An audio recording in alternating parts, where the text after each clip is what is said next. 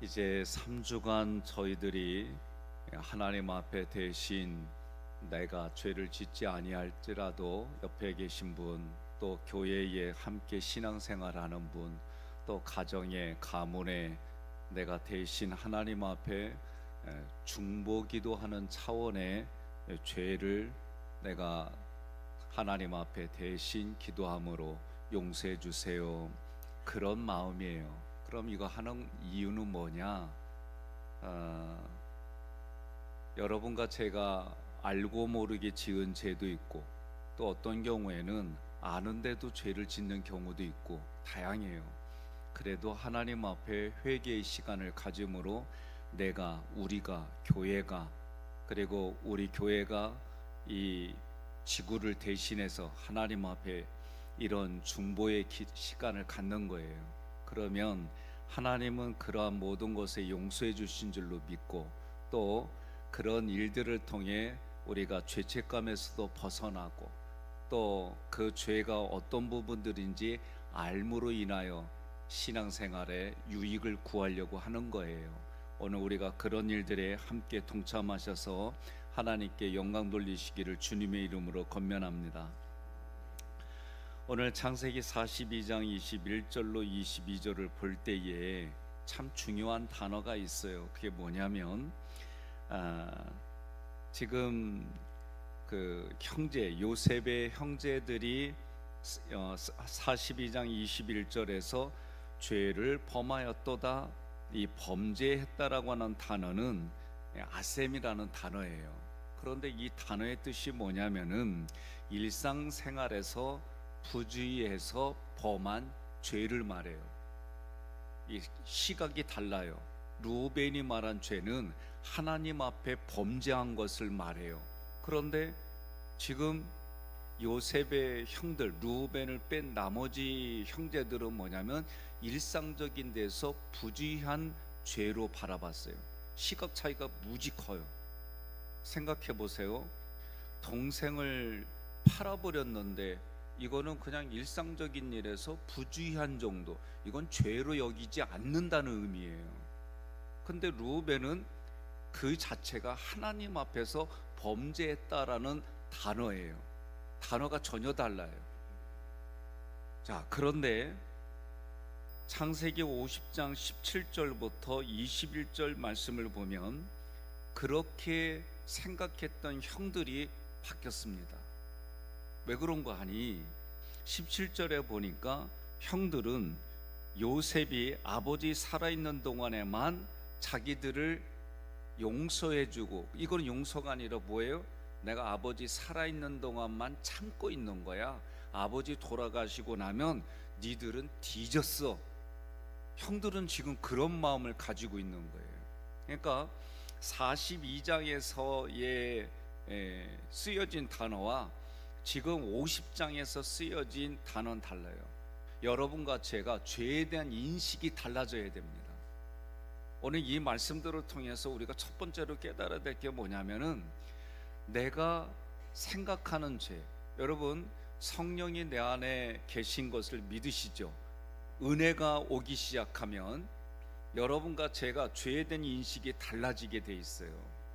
그래서 처음에는 죄는 도덕적이고 윤리적인 죄의 수준에 머물러요. 지금 형들의 모습이 그래요.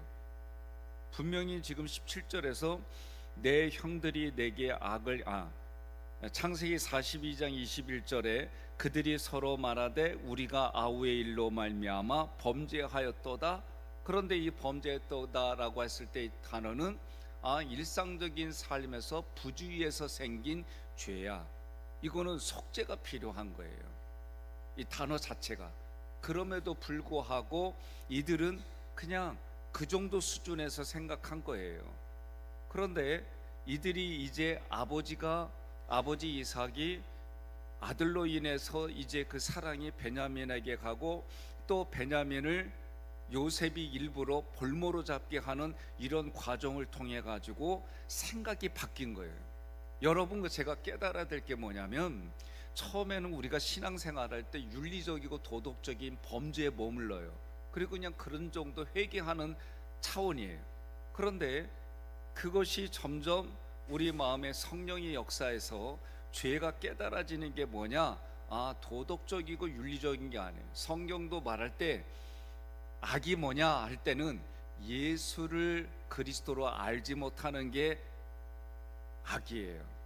성경이 말하는 게 그게 악이에요. 오늘 지금 요셉의 형들이, 루벤을 뺀 형들이 이제 바뀌는 게 뭐냐? 요셉이 누구인지를, 죽은 줄로 알았는데 요셉의 총리 대신해서 자기들을 만났단 말이에요. 그러니 그들은 뭘 가져요? 아무리 얘기를 해도 마음속에 죄책감이 뭐냐면은 아버지가 살아있을 동안만 자기들의 생명이 연장된다고 그렇게 생각한 거예요. 그러면 오늘 이 말씀을 통해서 무엇을 제가 말하려고 그러냐면, 여러분과 제가 사도 바울이 얘기하기를 뭐라고 그러느냐? 죽음의 공포 속에 있는 우리들의 모습이, 이 모습이 지금 요셉은 그런 마음이 하나도 없어요.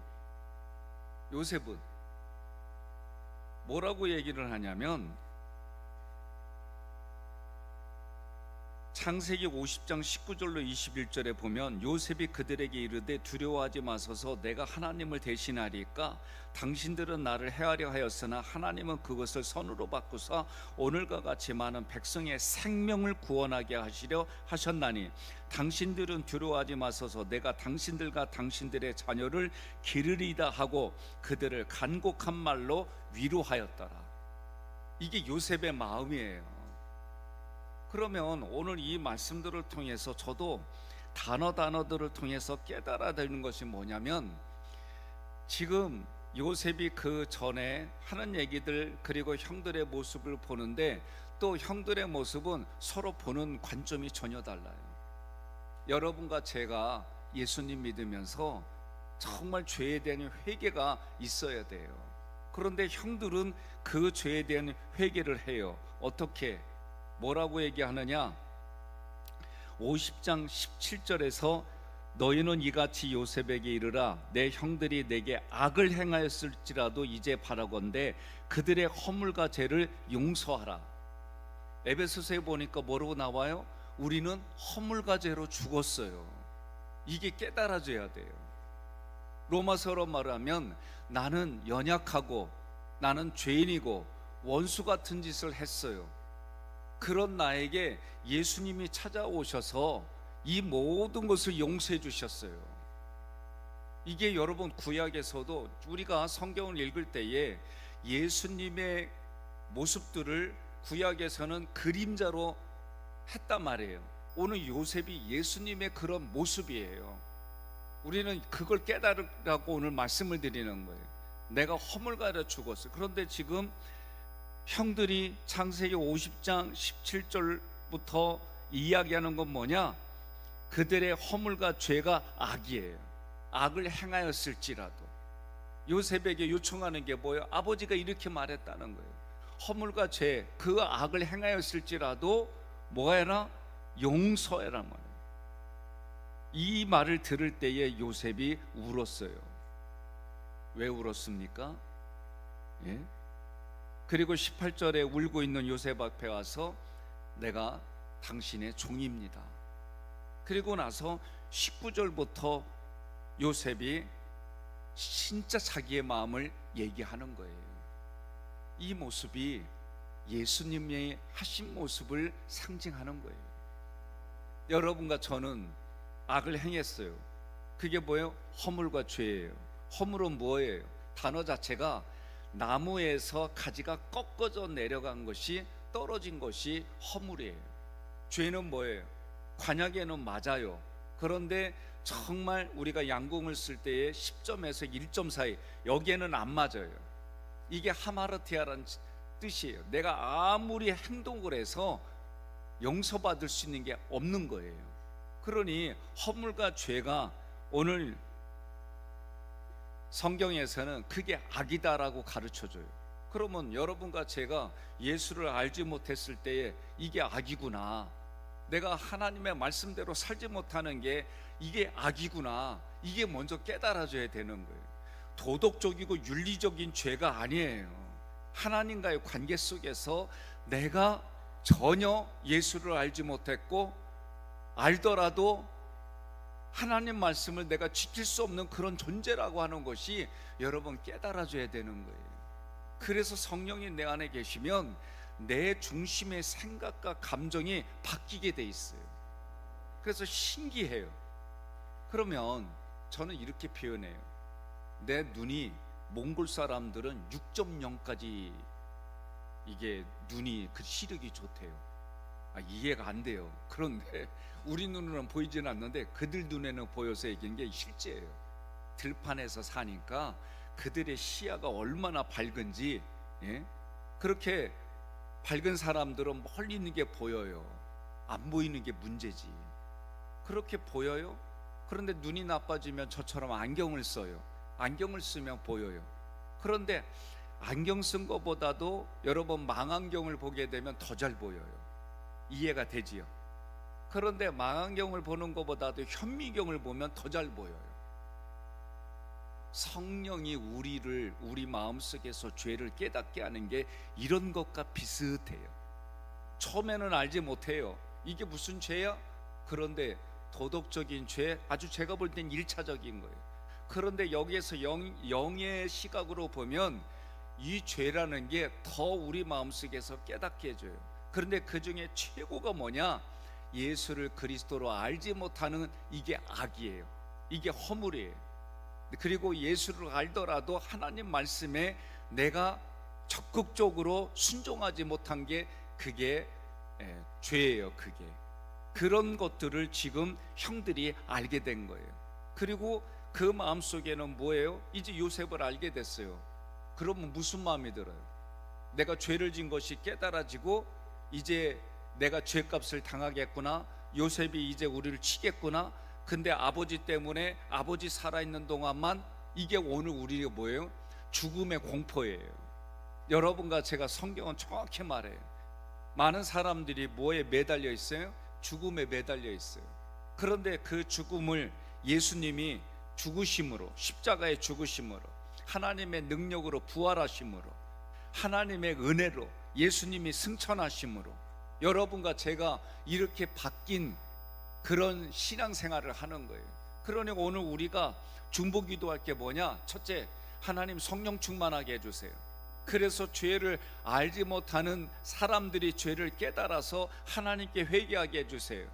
그들이 알지 못하는 것을 우리가 하나님 앞에 허물과 죄로 죽은 영혼들을 위해서 기도합니다. 오늘 우리가 중보기도하는 건 딱 두 가지만 놓고 기도하는 거예요. 하나님 성령 충만하게 해주세요. 그럼 그 성령이 충만해지면 죄의 문제가 깨달아져요. 그래서 죽음의 공포에서 벗어나는 길은 오직 예수를 믿는 것밖에 없구나, 죄의 문제에서 해결하는 방법은 예수님밖에 없구나, 이게 깨달아지는 거예요. 그래서 여러분과 제가 이것을 모르는 이들이 알게 해달라고. 허물과 죄로 죽었는데 어떻게 알아요? 하나님의 일방적인 사랑해 준 걸 어떻게 알아요? 누군가 이것을 전해줘야 되는데 하나님 앞에 성령을 놓고 기도함으로 말미암아 만나게 해주시고 알게 해주시고 깨닫게 해주시는 거예요. 여러분 동의하십니까? 저도 요번에 하나 배운 게 있어요. 나는 이거를 시차 정억으로 요번에 생각했어요. 그런데 무슨 얘기를 하려고 그러냐면 가서도 시차 적응이 안 됐어요. 첫날 딱 잠자는데 새벽 미국 미국 날씨로 하면 시간, 말이 자꾸 헷갈리네. 미국 시간으로 하면 새벽 2시에 깨가지고 그 다음부터 잠이 안 와요. 그 다음날 3시, 그 다음날 4시 이러면서 이제 적응이 되는 거예요, 몸이. 제가 토요일날 와가지고 5시 40분쯤에 오후 5시 40분쯤에 이제 도착을 했는데 그 전에 3시간 전부터 잠이 안 오는 거예요. 그리고 그 잠이 안 오는 게 어떠냐? 꼬박 새가지고 주일날 예배 다 마치고 오후 늦게쯤 됐는데도 몸은 조금 피곤해요. 그런데 머리는 말똥말똥한 거예요. 아니 이거를 그냥 시차 적응이라는 것만 생각했어요. 그리고 말씀 전할 때 보통 제가 그렇게 하고 나면은 목이 조금 쉬어요. 제 표현으로 맛이 가요. 그런데 이 시간 동안 오늘 이거 할 때까지 알짱해. 제가 이 얘기를 이제 저를 위해서 기도해 주시고 여러 가지 또 이렇게 가이드를 해 주신 목사님께 전화를 드렸어요. 서 목사님께. 그랬더니 이게 성령 충만이다 가르쳐 주시고, 성령이 함께 해 주시면 어떤 현상인지 이 부분, 저도 이거를 그냥 시차 적응을 했는데 그게 아니래요. 성령이 충만하면 이게 기쁘고, 말씀 전할 때도 기쁘고, 제가 그랬거든요. 우리 장로님들한테도 돈 쓰고 기쁘기는 내 평생 처음이라고 그랬어요. 나 이걸 어떻게 표현해야 되고 가르쳐줘야 될지 모르겠어요, 진짜. 그런데 이게 막 마음에서 기쁜 게 이렇게 표현할 수가 없는 거예요. 그런데 몸만 그런 게 아니고 내 마음만 그런 게 아니고, 이게 내 생각 속에, 그리고 그날 2박 3일 동안 말씀을 전할 때 제가 그랬어요. 제 의식 속에는 스데반의 이야기는 아직은 아니에요, 제 의식 속에. 그런데 스데반의 얘기를 편안하게 얘기를 해서 내가 그거는 내 의지와 상관없이 내 안에 계신 또 다른 영이 하셨다라는 고백은 했어요, 제가. 여러분, 이런 일들이 이번에 일어났다? 나 이거 얼마나 기쁜지 몰라요. 평상시에는 잠 못 자면 막 자려고 막 몸부림치랬는데 그럴 필요가 없어요. 나 여러분의 얼굴 보면서 이해해, 걱정하지 마요. 그러니까 이런 나의 모습을 보면서 하나님, 백 목사님이 겪은, 내게 준비된 담임 목사님이 겪은 저 성령 충만도 나도 겪게 해달라고. 그리고 하나님, 오늘 요셉의 형들을 통해서 죄의 문제가 뭐냐? 허물과 죄로 죽었단 말이죠. 그런데도 요셉의 형들이 뭐라고 그래요? 이런 악을 졌을지라도 허물과 죄로 될 때 용서해 달라고 하는, 이거를 우리가 같이 중보기도 하는 거예요. 그래서 오늘 우리 교회 밖의 사람들, 허물과 죄로 죽었기 때문에 예수님 말씀을 듣지도 못해요. 그런데 그들을 위해서 우리가 기도하는 거예요. 그러면 성령이 보아스에게 롯을 특별히 하나님이 만나게 해주면, 성경 개역 개정에는 뭐라고 되어 있냐면 우연히 되어 있는데, 우리가 생각하는 우연히가 아니에요. 그 단어는 하나님이 특별히 보아스 롯을 만나게 한 거예요. 그게 단어 자체가. 그러니까 이런 것처럼 오늘 우리가 기도하면, 하나님이 기도하라고 했으니까 기도하면 하나님이 성령님을 통해 역사하는 줄로 믿으시고, 헐무가 죄로 죽었던 사람들이 살아날 줄로 믿고, 오늘 우리의 마음속에 도덕적인 수준에 머물렀던 사람들이, 죽음의 공포에 머물렀던 사람들이 오늘 요셉이 말한 것처럼 내가 하나님을 대신하리까, 하나님이 이렇게 만드셨습니다, 나를 통해서 많은 이스라엘 백성을 구원하려고, 생명을 구원하려고 하신 겁니다, 걱정하지 말라, 당신의 자녀들까지 내가 다 기르겠다, 이런 역사가 일어나게 해달라고. 그러려면 어떻게 돼요? 죄의 회개가 일어나야 되는 거예요. 죄의 회개가 일어나면 성령이 내 안에서 역사하는 줄로 믿으시고, 죄의 문제를 놓고 하나님 앞에 회개했더니 너와 내가, 우리의 삶 속에서 성령의 역사가 일어나는 줄로 믿으셔서 독수리가 날개치듯이, 내가 아무리 힘들지라도 독수리가 날개치듯이, 여러분 믿으십니까? 그런 일이 일어나게 해달라고 오늘 하나님 앞에 간절히 기도하며 회개합시다. 우리가 중보 기도하며 회개합시다. 그런 하루의 시작이 되시기를. 그래서 예수님의 그 십자가 부활 승천이 성령님을 통해 깨닫게 해주시고, 그 깨달은 걸 가지고 오늘 우리가 다시 기도하며 기도의 역사가 열매로 일어나게 해달라고 함께 기도합시다.